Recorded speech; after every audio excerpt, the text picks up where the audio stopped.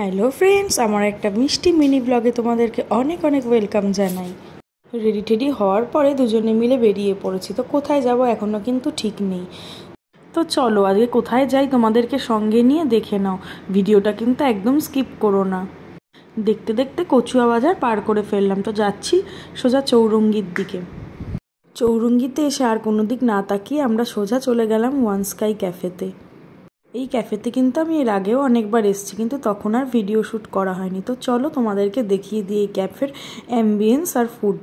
দেখো ঢুকতেই কিন্তু খুব সুন্দর একটা জায়গা। তো এখানে কিন্তু সবাই সেলফি টেলফি তোলে, ফটো টটো তোলে। তো দেখো ভিতরের অ্যাম্বিয়েন্সটা কত সুন্দর, কি সুন্দরভাবে ডেকোরেশন করেছে। উইকেন্ড ছিল বলে খুব ভিড়ও ছিল। তো আমরা একটা টেবিল খুঁজছিলাম, তো কিছুতেই পাচ্ছিলাম না ফাঁকা জায়গা। তো শেষমেশ একটা ফাঁকা জায়গা দেখে আমরা টেবিলটা বুক করে একটু চলে আসলাম ফুড অর্ডার দিতে। হাবড়া অশোকনগরের মধ্যে সবথেকে পছন্দের ক্যাফে হচ্ছে আমার ওয়ান স্কাই ক্যাফে। তো এই ক্যাফের ফুড অ্যাম্বিয়েন্স আমার কিন্তু খুবই পছন্দের। আর ফুডের কোয়ালিটি আর কোয়ান্টিটি কিন্তু দুটোই ঠিকঠাক। আর এইখানে এসে দেখো আমরা দুজনে মিলে একটু ভিডিও শ্যুট করে নিচ্ছিলাম, অনেক ফটোও তুলেছি। তো এরপর চলে এসেছিলাম টেবিলে। তো চলে এসেছে আমাদের ফার্স্ট ডিশ। তো প্রথমেই আমরা নিয়ে নিয়েছিলাম সর্টেড ভেজিটেবলস উইথ চিকেন। তো এই ডিশটা কিন্তু আমাদের সব থেকে পছন্দের, দুজনেরই পছন্দের।